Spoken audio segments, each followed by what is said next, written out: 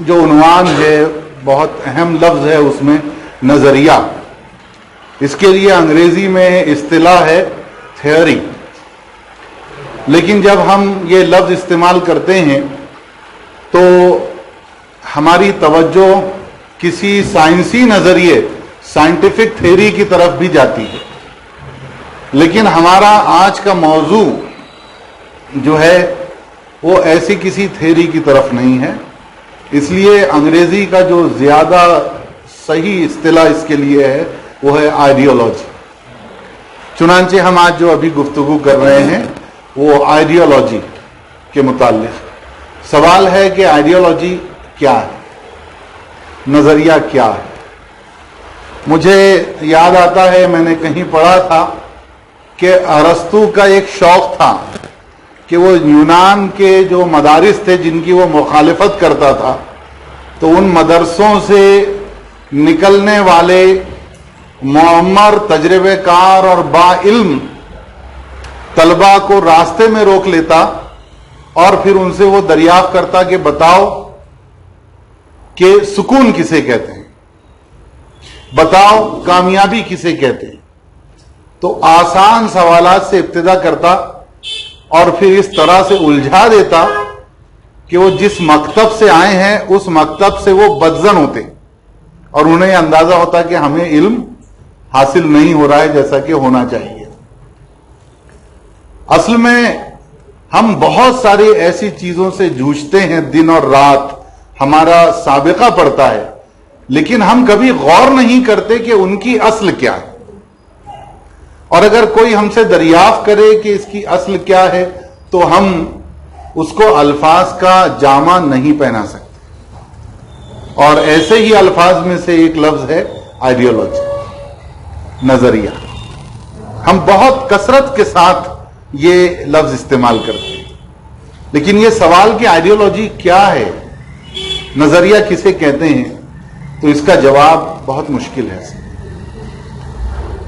دیکھیے انسانی سماج بہت زیادہ پیچیدہ ہے, بہت پیچیدہ ہے, اور اس میں جمود نہیں ہے, اس میں مسلسل روانی ہے.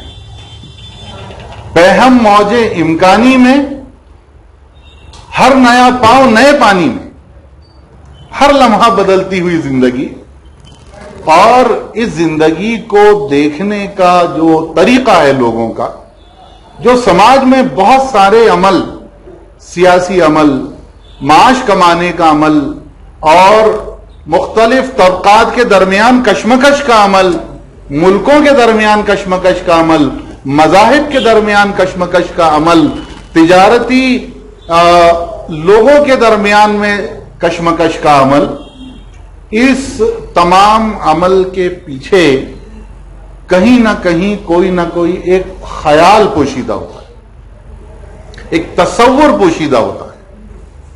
اس خیال اور اس تصور کے سائے میں وہ عمل انجام دیا جاتا ہے.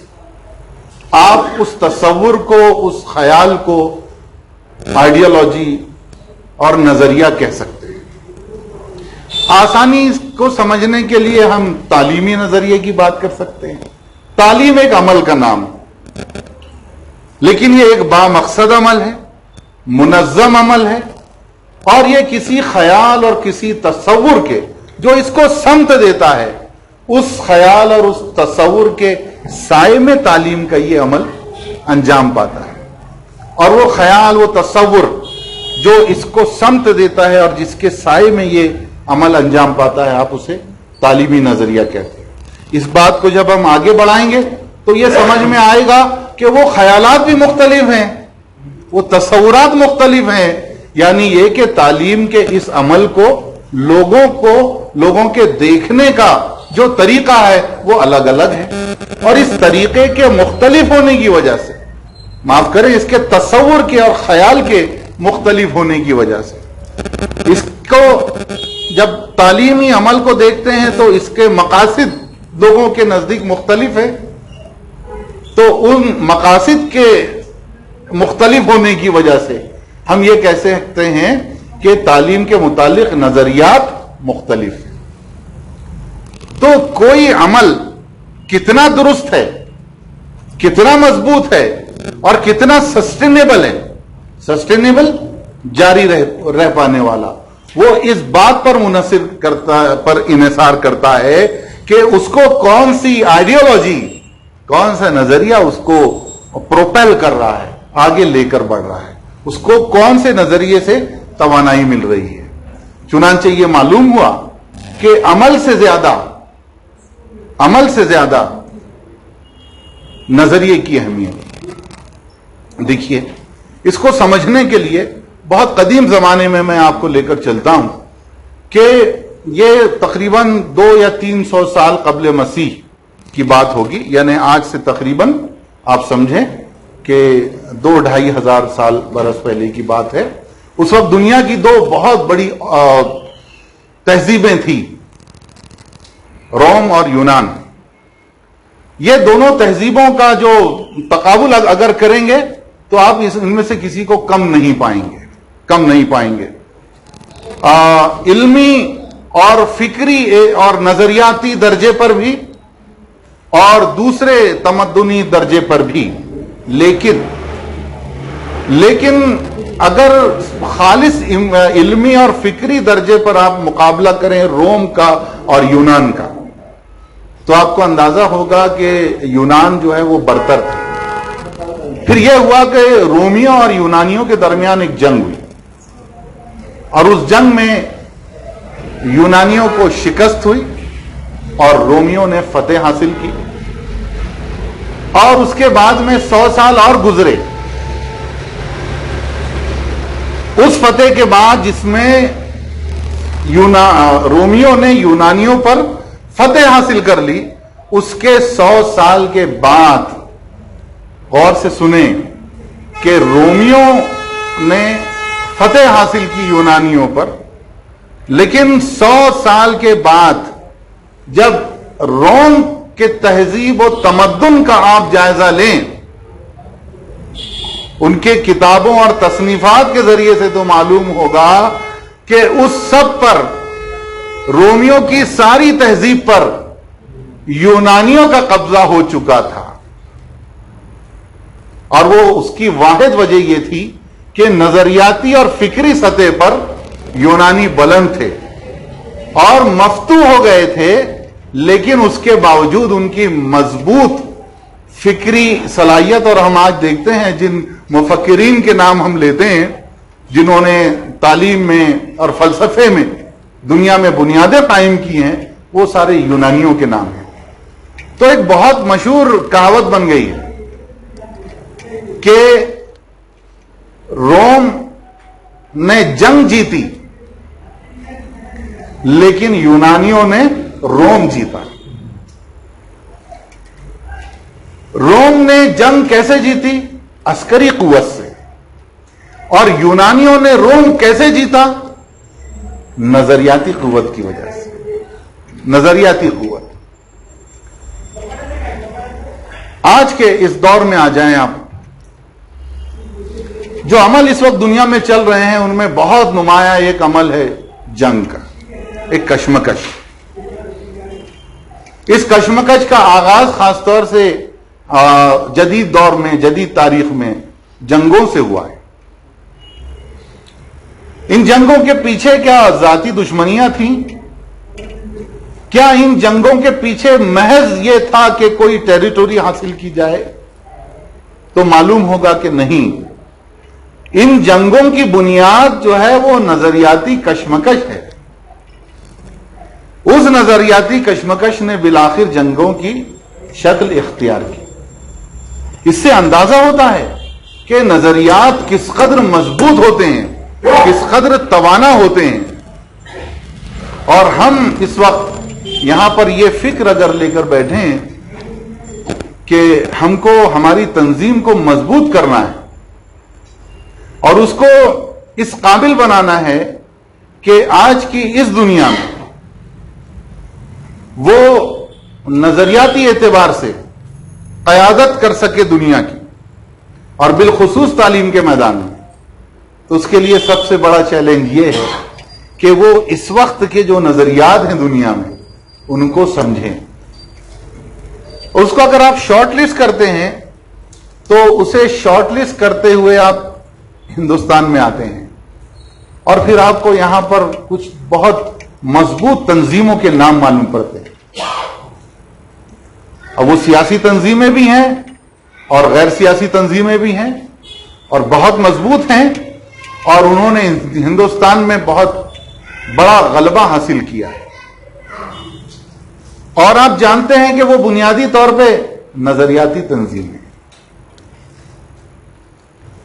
تو یہ دیکھا گیا ہے کہ بہت زیادہ جد و جہد کرنے کے بعد بھی تنظیمیں ناکام ہو جاتی ہیں کیونکہ ان کے پیچھے نظریاتی پختگی نہیں ہے. نظریاتی پختگی کے بغیر کیے ہوئے کام مردہ ہو جاتے ہیں. آپ ایک فرضی طور پر ایک انقلاب کا تصور کریں. آپ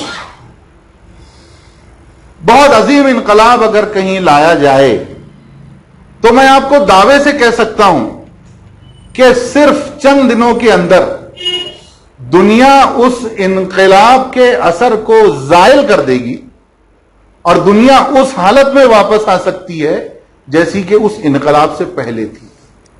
اور ایسا اس وقت ہوگا جب وہ انقلاب کسی مضبوط نظریے کے بغیر انجام دیا جائے. اور ایسے انقلابات کو انارکی کہا جاتا ہے. وہ انقلاب نہیں ہوتے، انارکی ہوتے ہیں. جدید تاریخ میں یا میڈیول ہسٹری کے اندر جو سب سے زیادہ مؤثر انقلاب گزرا ہے وہ فرانس کا انقلاب ہے. آپ لوگ سب جانتے ہیں اور اس کی اسٹڈی ہم نے کی ہے، اس کا ہم نے مطالعہ کیا ہے. فرانس کے انقلاب نے، فرانسیسی انقلاب نے دنیا کو کیا دیا؟ انقلاب 1 مہینے 2 مہینے یا چند برسوں کی جد و جہد کے بعد آیا، لیکن تاریخ اس بات پر گواہ ہے کہ اس انقلاب کے جو اثرات ہیں وہ آج بھی پختہ ہیں، آج بھی محسوس کیے جا سکتے ہیں. بلکہ میں تو یہ کہوں گا مبالغہ کیے بغیر کہ اس وقت دنیا میں جو جمہوریتیں ہیں انہوں نے فرانس کے انقلاب سے ہی سبق حاصل کیا ہے.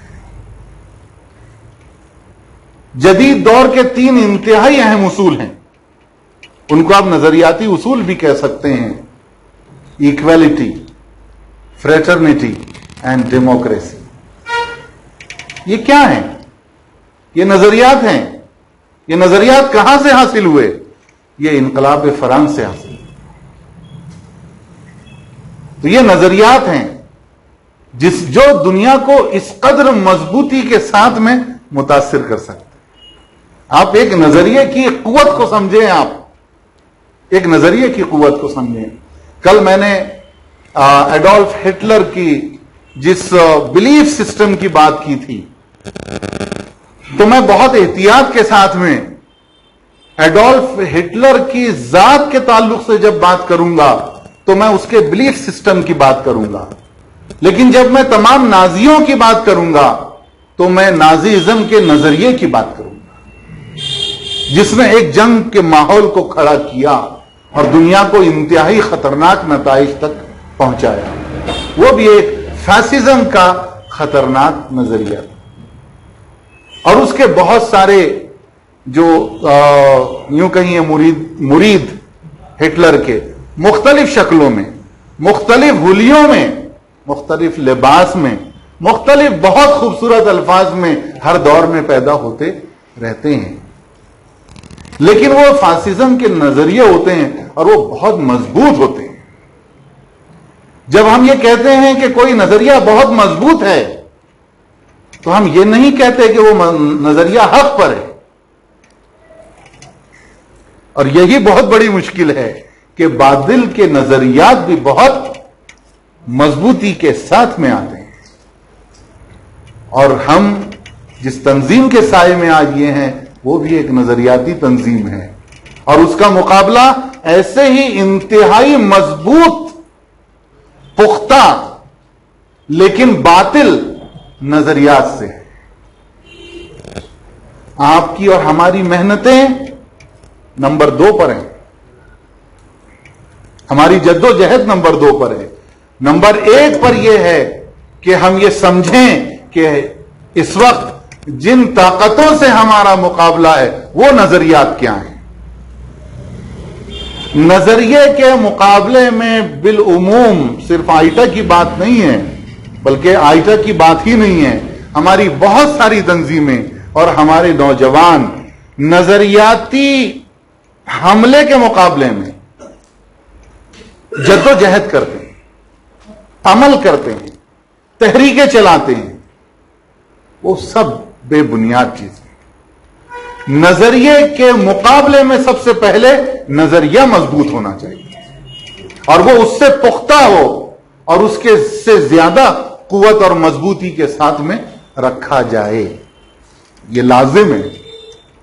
اثرات جتنے بھی ہوں، جیسا کہ کہا گیا بہت صحیح ہے کہ بوجھل ہو یا سبک رفتار ہو، جیسے بھی ہو اٹھ کھڑے ہو اور چلو، لیکن دیکھو اس سے پہلے اپنا نظریہ درست کرو. میں جو کہ حالانکہ ٹاپک کے بعد میں یہ بات آئے گی، لیکن محترم عبد الرحیم صاحب کے حوالے سے جو انکشاف مجھے کل ہوا وہ میں آپ کے سامنے کر دینا چاہتا ہوں. بھری بزم میں راز کی بات کہہ دی، بڑا بے ادب ہوں، سزا چاہتا ہوں. ایک شخصی خوبی ہوتی ہے کہ اس کو جو ہے گلیمر اٹریکٹ نہیں کرتا، بلکہ اس شخص کے اندر کوئی ایسی بات ہوتی ہے کہ اس کو نظریہ اٹریکٹ کرتا ہے. چنانچہ عبد الرحیم صاحب نے پہلے اے بی وی پی جوائن کیا، جو کہ ایک نظریاتی تنظیم ہے. بڑا بے ادب ہوں، سزا چاہتا ہوں. ہو سکتا ہے یہ راضی ہو، لیکن اس سے انسپریشن ملے گا اور میں جو بات سمجھانا چاہتا ہوں اس کو سمجھنے میں آسانی ہوگی. پھر اس کو چھوڑ کر اس کے بعد میں اس سے کچھ بہتر ایک دوسری نظریاتی تنظیم کو انہوں نے جوائن کیا، اور وہ بام سیف. اور بام سیف کے بعد میں الحمدللہ، آپ لوگ بھی سب کہیے الحمدللہ، ایس آئی او سے جوائن ہوئے، اور پھر ایس آئی او کے بعد میں الحمدللہ ہماری سرپرستی کر رہے ہیں. بام سیف کا ایک بہت معروف نعرہ ہے، بہت معروف نعرہ ہے، اور وہ سمجھ لیجئے کہ ان کا جو ہے وہ اس تنظیم کا ایک لاہ عمل بھی وہی ہے. وہ ایک نظریاتی تنظیم ہے اور ایک خاص طبقے کے لیے وہ کام کرتی ہے، اور اس کا مقابلہ بھی دوسری نظریاتی تنظیموں سے ہے. تو وہ کہتے ہیں کہ شکشت کرا سنگٹت وا یعنی سنگرش کرا. اس میں جو شکشت کرا، یہ جو ہے لفظ پر ایجوکیٹ، ایکچولی یہ یہی ہے کہ لوگوں کو نظریے سے آگاہ کرو، پھر اس نظریے کے سائے میں جمع کرو، اور پھر تحریک چلاؤ. اگر نظریے کے بغیر کام کرو گے تو صرف تنظیم رہو گی، صرف تنظیم، اور پھر جمود طاری ہوگا، اور پھر فرسودگی آئے گی، پھر زنگ لگیں گے، اور پھر آپ اپنی موت مر جاؤ. لیکن اگر مضبوط نظریے کے ساتھ میں کام کرو گے تو تنظیم صرف تنظیم نہیں رہے گی، تنظیم تحریک بن جائے گی. اور تحریک وہ ہے، وہ پانی ہے کہ جو جب سفر کرتا ہے تو اس کی رفتار میں اضافہ ہوتا ہے، یہاں تک کہ وہ طوفان سیلاب کی شکل اختیار کرتا ہے جو کھیتوں اور بستیوں کو برباد نہیں کرتا. وہ صرف ان نظریاتی طوفانوں کا مقابلہ کرتا ہے جن کے لیے اس تحریک کو کھڑا کیا گیا ہے. اس لیے تنظیم سے وابستہ ہر شخص کو نظریاتی اعتبار سے خاص لاہ عمل پر کام کرنا ہوگا، منظم طریقے سے کہ ایک ایک فرد نظریاتی اعتبار سے جڑ جائے. اس وقت آپ اور ہمارے درمیان کون سی چیز مشترک ہے؟ کس نے آپ کو اور ہم کو یہاں پر جوڑ کے رکھا ہے؟ وہ نظریہ ہے. آپ اور ہم اس وقت سب ایک جیسا سوچ رہے ہیں. We are all on the same page. لیکن یہاں سے نکلنے کے بعد بھی ہم اس پیج پر قائم رہیں، یہ نظریے کی مضبوطی ہے اور وہ زیادہ اہم ہے. کیا کیا جانا چاہیے؟ کچھ آسان سی چیزیں ہیں، کیونکہ ہم بات تنظیم کی کر رہے ہیں، لیکن تنظیم فرد سے بنتی ہے. اس لیے ایک ایک شخص کی فکر کا، اس کے نظریے کا درست ہونا ضروری ہے. اس میں سے پہلی بات کیا کیا جانا چاہیے اور اس کی اہمیت کس قدر ہے، مجھے سورہ یوسف کی وہ آیت یاد آتی ہے کہ اللہ تعالیٰ نے حضرت یوسف علیہ السلام سے کہا تھا کہ کہو یہی میرا راستہ ہے، قل ھذا سبیلی، یہی میرا راستہ ہے. قل ھذا سبیلی ادعو الی اللہ، یہی میرا راستہ ہے کہ میں سب کو اللہ کی طرف بلاتا ہوں. انا علی بصیرۃ، یہ لفظ جو ہے نا یہ انڈر لائن ہے. خاص پاور پوائنٹ پریزنٹیشن ہوتا اور میں اس لفظ کو ہائی لائٹ کر دیتا. علی بصیرۃ، پوری بصیرت کے ساتھ. انا و من اتبعنی، میں اور میرے یہ ساتھی، میں اور میرے یہ ساتھی تم سب کو اللہ کے راستے کی طرف بلاتے ہیں. یہی میرا راستہ ہے اور اس طرف بلانا ہمارا ہے بصیرت کے ساتھ. نظریے کی جو بات کر رہے ہیں، قرآن نے بہت اعلیٰ لفظ استعمال کیا ہے، کیونکہ تھیری کے اندر نہ کہیں کہیں انسرٹنٹی ہے. سائنس پڑھنے والے لوگ جانتے ہیں کہ تھیری جو ہے وہ قانون، لا اور رول سے اور پرنسپل سے نیچے ہے. سائنس میں جو ہائیسٹ اسٹیٹس ہے وہ لا کا ہے. لاز، نیوٹن کے قوانین ہیں، تھرمو ڈائنمکس کے لاز ہیں، پرنسپلز ہیں اینڈ رولز ہیں. اس کے بعد نچلا درجہ جو ہے وہ تھیری کا ہوتا ہے، اس سے اعلیٰ لفظ، لیکن وہ رہنمائی اسی طرف کرتا ہے اور وہ ہے بصیرت. بصیرت حاصل کرنا. دوسری چیز، اس میں گفتگو بہت اہم کردار ادا کرتی ہے نظریات کے بننے میں. اب گفتگو پر کل بہت گفتگو ہوئی، وہ چلیے بات کر کے دیکھتے ہیں والا شعر یاد کریں آپ. لیکن آج کی گفتگو کی میں بات کر رہا ہوں، یہ مختلف ہے. وہ یہ ہے کہ ہماری گفتگو کا موضوع کیا ہے. یہ بات آپ نے یقیناً پڑھی ہوگی کسی نہ کسی کتاب میں کہ گفتگو کے 3 درجے ہیں، اور سب سے نچلا درجہ جو ہے وہ یہ ہے کہ ہم اشخاص کے بارے میں بات کریں. بلکہ اللہ ہمیں معاف کرے، ہم اس نچلے درجے کے اندر بھی، گفتگو کے نچلے درجے کے اندر بھی اور ایک نچلا درجہ ہوتا ہے کہ افراد کے بارے میں بدگوئی کریں. استغفر اللہ. گفتگو کا دوسرا پہلے درجے کی بنسبت اعلیٰ درجہ یہ ہے کہ ہم حالات اور موسم کی بات کریں. 2 دن سے ماشاءاللہ موسم کی بھی بہت بات ہو رہی ہے اور دیش کے حالات کی بات. کیا چل رہا ہے دنیا میں، دیش میں، کیا کرنا چاہیے. اعلیٰ ترین جو گفتگو ہے وہ نظریاتی گفتگو. تنظیموں کے افراد کے درمیان میں نظریاتی گفتگو بہت ضروری ہے. اگر یہ اسٹوڈنٹس کی تنظیم ہو تو یہاں یہ سمجھنا چاہیے کہ اے بی وی پی کیا سوچتی ہے، این ایس یو آئی کیا سوچتا ہے، جے این ایس یو کیا سوچتا ہے.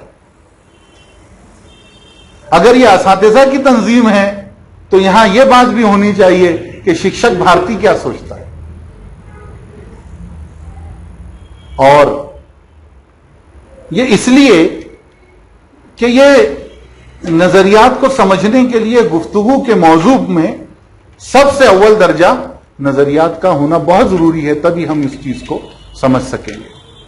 تیسری چیز جو اس میں بہت اہم کردار ادا کرتی ہے اور وہ بہت ضروری ہے، جیسا کہ میں نے کہا کہ نظریے کا دفاع نظریے سے ہو تو نظریات کو سمجھنے کے لیے آپ کو نظریاتی کتابیں پڑھنی ہوں گی.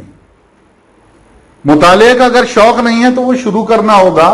کتابوں کا مطالعہ اکثر یہ سوال آتا ہے گھنٹوں مطالعے کی اہمیت پر بات ہونے کے بعد، آسان آغاز یہ ہے کہ ہم جس چیز کو پسند کرتے ہیں وہاں سے آغاز کریں. قصص الانبیاء پڑھیں، سیرت پاک کی کتاب پڑھیں، قرآن پاک کا ترجمہ پڑھیں. تو یہ آسان اور دلچسپی لیکن اعلیٰ ترین ذوق ہو گیا یہ. لیکن یہ مطالعے کا اصل میں ابتدا ہے. اب آپ کو اس کو لے کر جانا ہوگا آگے نظریاتی کتابوں کی طرف جو نظریات پر گفتگو کرتے ہیں. ہو سکتا ہے کہ آپ بالکل شروع میں نظریاتی کتابیں اٹھا لیں تو وہ بہت زیادہ دلچسپی پیدا نہیں ہوگی، ایسا ہو سکتا ہے. لیکن چونکہ سیرت پاک، قرآن پاک، یہ سب ہمارے دلچسپ موضوع رہے ہیں، ہم جاننا چاہتے ہیں. اور نبی اکرم صلی اللہ علیہ وسلم کی سیرت کی ایک کتاب تو ہماری لائف کی ہینڈ بک ہے. قرآن پاک اترا اور ساتھ میں ایک پیغمبر آئے، انہوں نے اس کے مطابق پوری زندگی گزار کر ہمیں بتا دی. وہ ایک ہینڈ بک ہمارے پاس ہے. مطالعے کو پھر اس سے آگے ایسی چیز کی طرف، جیسا کہ ہم کہتے ہیں کہ معلوم سے نامعلوم کی طرف لے کر جانا، اس طرف ہم لوگوں کو سفر کرنا پڑے گا مطالعے کے ذریعے سے. نظریاتی جو ڈیولپمنٹ ہے، ارتقاء ہے، اس میں ایک بہت اہم طریقہ ہے، سب کی قسمت میں نہیں آتا، اس طرح کے لوگوں کے ساتھ میں رہنا. اب سوچیں آپ اگر سعادت اللہ حسینی صاحب کے ساتھ میں رہنے کا موقع اگر مل جائے تو آپ کتنی دیر ان سے گفتگو کر سکتے ہیں کہ ارے وہ فلاں شخص نے کیسے کپڑے پہنا ہے، وہ وہاں رہتا ہے. کیا اس کی کچھ گنجائش ہے؟ کیا اس چیز کی گنجائش ہے کہ آپ ان سے بات کریں کہ آج موسم بڑا اچھا ہے، بڑا سہانا لگ رہا ہے، چلیے وغیرہ وغیرہ، یا وہاں کا ٹیمپریچر اس سے اچھا رہتا ہے، یا فلاں جگہ پر ماحول اچھا ہے؟ کوئی گنجائش نہیں. آپ کو وہ پہلی درجے کی ہی گفتگو کی گنجائش وہاں پر بنتی ہے، وہ اور اس طرح کے لوگ. تو جو صحبت ہے وہ نظریاتی شخصیات کی صحبت ہے. اس سے ہماری نظریاتی ڈیولپمنٹ ہوگا، ہم اس نہج پر سوچنے لگیں گے. کیونکہ یہ بہت ایک یہ ہم جسے کہتے ہیں کہ یہ ایبسٹریکٹ معاملہ ہے. Abstract it's not concrete thing, یہ ایبسٹریکٹ ہے. تو ایبسٹریکٹ تک پہنچنے کے لیے ذرا کچھ سفر کرنے پڑتے ہیں. اور پانچویں ایک اور آخری چیز ہے، براہ راست متعلق نہیں ہے لیکن وہ اس میں اہمیت رکھتی ہے، اور وہ ہے استقلال. مستقل طور پر یہ کام کرنا. اصل میں کسی فلسفی نے بہت اچھی بات کہی ہے کہ لوگوں کے لیے زیادہ مشکل کام یہ نہیں ہے کہ ان کے اندر طاقت نہیں ہے، توانائی نہیں ہے، وہ نہیں کر سکتے، بلکہ ان کے لیے زیادہ مشکل یہ ہے کہ وہ جب آغاز کرتے ہیں تو وہ مستقل اس کو کر نہیں سکتے، مستقل نہیں کر سکتے. آقا نامدار محمد رسول اللہ صلی اللہ علیہ وسلم سے کسی نے پوچھا کہ اللہ کو کون سا عمل سب سے زیادہ پسند ہے. یہ کوشچن ذہن میں رکھیں. اس کو آپ جمعہ کے خطبے میں یہ سوال یہ جو سوال ہے مختلف صحابیوں کی زبان سے الگ الگ آپ سنیں گے، اور اس کے جواب بھی الگ الگ ہوں گے. اس کے جواب الگ الگ ہوں گے کہ اللہ تعالیٰ کو کون سا عمل بہت پسند ہے. کیونکہ جس نے سوال کیا ہے وہ کن حالات میں ہے اور وہ کہاں سے سوال کر رہا ہے، اس کے مطابق نبی اکرم صلی اللہ علیہ وسلم نے اس کو جواب دیا ہے. تو پوچھنے والے نے جب یہ پوچھا تو اللہ کے رسول صلی اللہ علیہ وسلم نے کہا کہ ایسا عمل جو مقدار میں بھلے ہی معمولی ہو لیکن مسلسل کیا جائے، مسلسل کیا جائے. یہ استقلال جو ہے وہ تھوڑا سا کنٹریبیوشن مطالعے کے ذریعے سے، نظریاتی پختگی حاصل کرنے کے ذریعے سے اگر ہم کو دیتے ہیں تو یقیناً ہماری تنظیم بہت مضبوط ہوگی. کیوں؟ کیونکہ ذہنی اور فکری ارتقاء ہو چکا رہے گا اس کے افراد کا، اور پھر وہ کبھی اس کو زیر نہیں کیا جا سکتا. جیسا کہ میں نے کہا، ایک ایسا انقلاب جو نظریے کے بغیر آیا، ایک ایسا انقلاب جو نظریے کے بغیر آیا وہ اپنی اہمیت کھو دیتا ہے. لیکن ایک ایسی معمولی تبدیلی جس کے پیچھے پختہ نظریہ ہو وہ اپنے بہت گہرے اثرات چھوڑ کر جاتا ہے. یہ کچھ باتیں تھیں جو میں نے آپ کے اس حوالے سے گوش گزار کرنے کی کوشش کی ہے. اللہ آپ کو قبول فرمائے اور جو کچھ غلطیاں خامیاں رہ گئی ہوں گی سے درگزر فرمائے. ربنا تقبل منا انک انت السمیع العلیم وتب علینا انک انت التواب.